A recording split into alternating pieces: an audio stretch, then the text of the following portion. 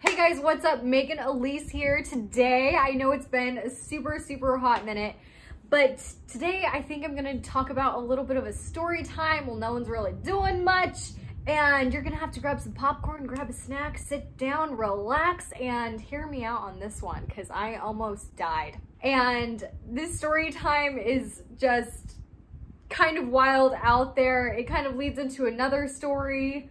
It's all tied in together, and you'll see. I'll tell you the time I almost died, and then I'll also tell you a little bit about the aftermath of the time that I almost died, because that whole story was just crazy in and of itself. Let's get on into it, shall we? I made some notes here because it was a lot that went down that day. Let's start with the day before I almost died, which was in Santa Monica. I lived in Long Beach at the time, which, if nobody knows, is probably about 30 minutes to an hour and a half, pretty much away from everything in LA, like all the major cities. I had a roommate at the time, and let's call her Veronica. My roommate, Veronica, and I did absolutely everything together. This one specific day, she asked if I can come with her to meet up her boyfriend and his roommate. So I went because they had to talk some things out, whatever. I end up with this other guy, like the roommate, and it ended up being like this unofficial date that because he liked me. I didn't know what was going on. How old was I? I was like 19?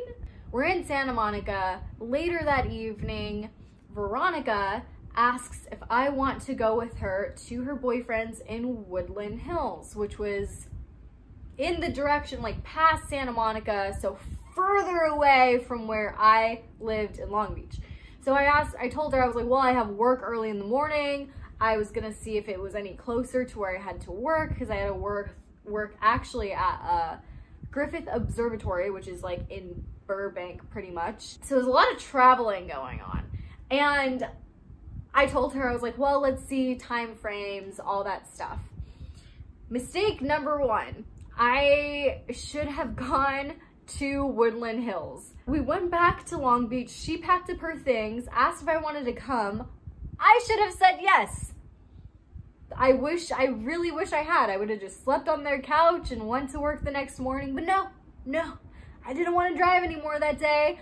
And that was terrible decision, because what follows that one decision is why I almost died. Fast forward to she leaves to Woodland Hills. I'm stuck in Long Beach, and I'm just thinking to myself, okay, great. I have to wake up at like, I think at 5:30, 6 in the morning to go to work. And at this point in time, the next morning, I was already running late to work. And this is the part where if I had gone to Woodland Hills the night before, this would have never happened. And it wasn't even that I was too tired or anything like that. It was just a terrible accident. And that terrible accident led into me almost dying. I was just casually, going on the freeway. I was on the one freeway, which was the 405. It was super slow. I had to get on this other freeway, which diverted, and this other freeway, the 710 freeway, was going much faster than my freeway. My freeway was all slow, like snail. We were going 5-10 miles an hour. This freeway, 60-70 miles per hour. I was trying to speed up to go over to the 710 freeway, and I didn't see it. I could not get over. And the middle divider thing, like the thing that makes like kind of like a V of like white lines to like, oh, you're not supposed to cross that because there's like barrels or like a metal piece of a divider that you're gonna hit. So don't cross that. Me not having sped up in time because that freeway was going super fast, I started to merge, and then boom, a car just cut me off. on the 710 freeway. They completely cut me off. If I would have kept going, I would have hit them. So luckily, me and my little mind, I was like, oh no, I have to go the other way. I can't hit them. I was starting to speed up, and then, whew, so I was like, oh no, I can't. I was too close. I was already in the like triangle thing, and I was too close to the middle divider where I was like, this is it. Like, I'm going too fast to slow down in time, and I cannot slow down to get into the other freeway. And I thought I was gonna die completely.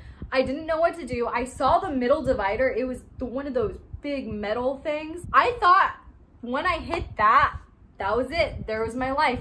I had maybe not even a whole second to react beforehand of what to do when I saw that I was about to hit that, because I truly thought like, oh, there's the point. That's my life. Just brace myself. So I put my arms up in some formation, something like this, to block my face, and I just closed my eyes. I was like, ah! And then with the front of my car, so like the front of my car is like this middle divider, hit it, bounce off, the back of my car, this is the back of my car goes into the shoulder and the slow lane of the 405 freeway. So it bounces off. A semi-truck is coming down, and it cannot slow down in time. They were maybe going 20 miles an hour, not that fast. They were coming down. They hit the back of my car. My car goes in the air. I am airborne. I'm flying. I fall. I land to like the shoulder and the slow lane again. This time the front of my car facing into the freeway, into the traffic. And the semi-truck hits me again. So first it hits me with the front of the car, front of the truck hits the back of my car, and then the back of the truck, it was one of those semis that has the front of it and then a huge metal tail bed. Is that the word? Yeah. So it had one of those things. So then the back of the truck hits the front of my car, keeps spinning, and I had my eyes closed the whole time. I don't even remember if I screamed or not. I was freaking out. So I was still bracing myself. And as soon as my car just stopped, I slammed on the brakes, put my car in park because it kept spinning. I didn't know what was going on. I look out the window and I see red fluid all over the floor. And I'm like, what is? In my mind, I didn't know what was going on. And I was like, am I bleeding? Externally, I didn't know what the red liquid was until later on. It was radiator fluid. Then all of a sudden I see the truck that hit me, they stopped. And then I looked down and I was like, is everything okay? Like, am I still here? And then I believe, so I got hit right here. If you could see it, that little scar right there was pretty big. I'll insert photos. I thought a bone had popped out because it just wasn't looking right. So I was freaking out, and I like poked it because I was like, and it was a chemical burn that I got because the airbag did hit me. And if I had not like braced myself, my face would have been real messed up because my face would have hit the airbag, and that would have been a whole thing. And also, my body didn't go into shock at all. I don't know how. I've never been in an accident like that ever. I was thankful that like I was here. And so my arms had chemical burns from the airbags. I came out of the car. I was like freaking out. The police had come and everything. They wanted a police report. I was technically deemed at fault because if I had not hit the middle divider, the truck would not have hit me. So I didn't get anything from that except a totaled car. And I was just kind of sitting there. I was more honestly mad that I couldn't go to work that day, because if you don't go to work or call in like super last minute, they could suspend you for a couple weeks, whatever. So I was kind of upset about that. And then they towed my car off of the road, and I was sitting literally on the side of the road with everything that was in my trunk, which was a ton of clothes, ton of water bottles, just like, I basically like lived out of my car. I was kind of freaking out because the following couple of days, or 3 days, I think, I had to work, and it was a recall. They were night calls. So I had to be at work probably from anywhere from like 2 to 3 o'clock in the afternoon till like 4 or 5 in the morning, something like that. And luckily I got booked with my roommate, Veronica. And we got booked at the same, you know, the same time. I mean, for the same job, not the same time. That's another thing that doesn't end up working out through all this. We get booked for the same show. My arm is in so much pain from, like, I had to wrap it in like a bandage and everything because it was so swollen, and I mean in pain because it just took an airbag hit. So there was that part, and I had to go to work, you know, the next 3 days. So I had talked to my roommate about it. She was like, if there's anything you need, let me know. I can help you, like, with whatever. And in my mind, I'm like, oh my gosh, that would be amazing. She has a car. We have the same job. This is great. Like, of all days for this to have happened, like, this is great because I don't have to Uber for an hour to get somewhere or anything like that. So in my mind, I'm like, okay, cool. Like, we have the same job, share a car, smooth sailing. That is not the case in this situation. Not the case. As soon as she found out that she was working, I think an hour to 2 hours after I was working, like, say I had a call at 1 o'clock, hers was like 2:30 or 3 o'clock. Once we found out all of that information, she then did not want to help me at all. And we were going to the same place. Mind you, base camp, which is, if you know how set works at all, that's where you kind of, you know, get ready and then go to set afterwards. So the base camp for this specific production was at a mall in Culver City. So Culver City from Long Beach is about 30 minutes away. That's with no traffic. So usually with traffic, it's 45 minutes to an hour-ish. As soon as she found out, again, time difference of when we had to work, that's all of a sudden when she was like, oh, so sorry, no, not gonna take ya. Even if it's at a mall, like, I'm not being paid for that time. Yeah, I know for a fact she had nothing to do that day except watch TV. So I was pretty upset, needless to say.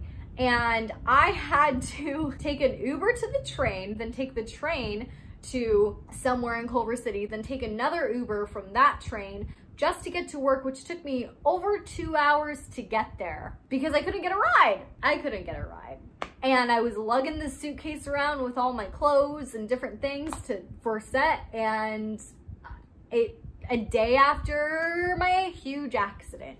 So I was kind of, no, I was very upset, needless to say. So that night, we were working on the same set. And I got off a little bit before her. I got off around 4 in the morning.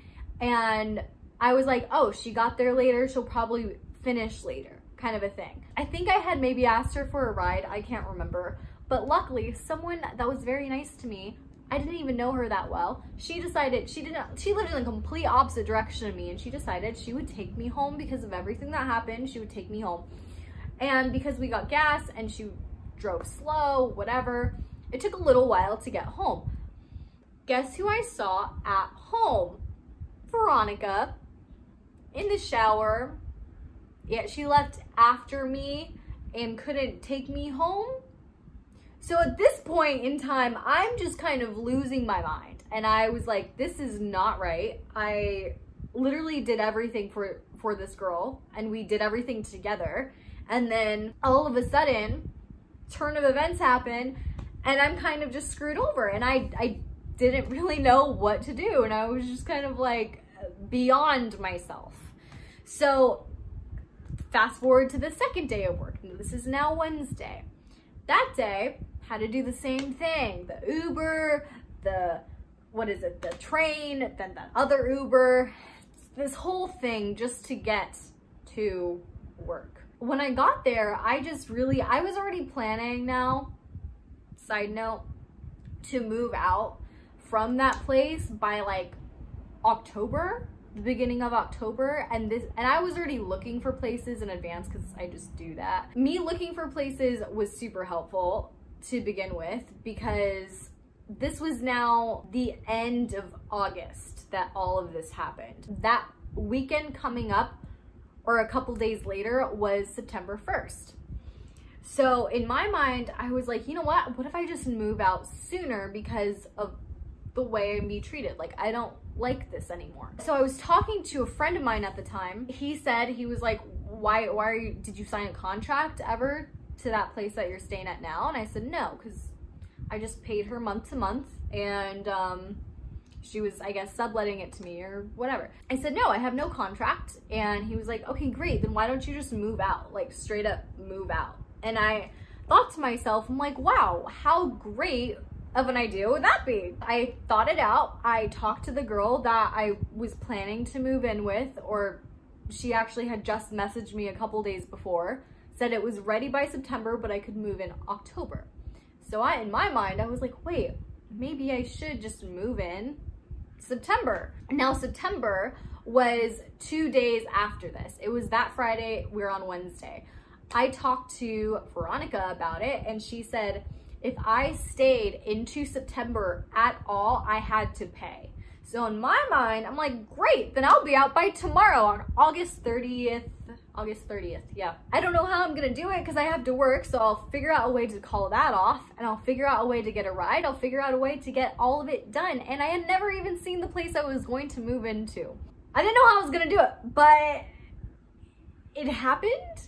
And luckily, so that night, all transpired, I was at work all night until the following morning, till 4 or 5 in the morning.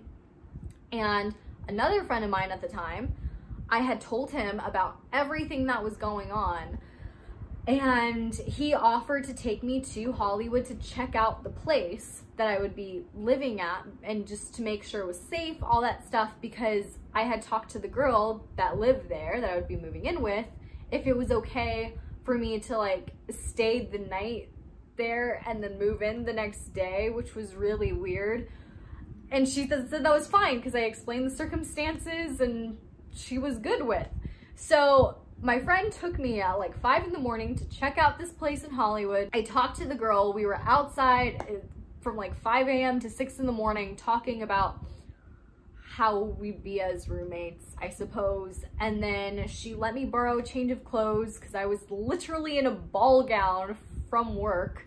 And she let me stay there the night. I slept a whole 2 hours. I woke up to like the nicest roommate ever, her making me coffee and everything. And then she took me to the train station. I went back to Long Beach and packed up my stuff, met up my dad there. He has a truck. We packed it up, and within maybe 2 hours, I was out. And that was the craziest sequence of events that probably could have happened, all because I didn't go to Woodland Hills. But at the same time, I think that was just a judgment of character as to like, I saw true colors and all these things like reveal themselves to me throughout that process. So it was just a really interesting thing that happened. Yeah, I think that's all I have to say. As far as me almost dying and like literally, because I was airborne and fell and got hit twice by a semi truck. So yeah, let's end with that note, and I hope you guys just have a great day and great quarantine, I guess. Don't forget to follow me on my socials. Put it right here. Yeah, just have a great rest of here. I'll talk to you guys later. Sorry I've been MIA. I guess I'll do more story times. Let me know if you like this, and I'll talk to you soon. Okay, bye.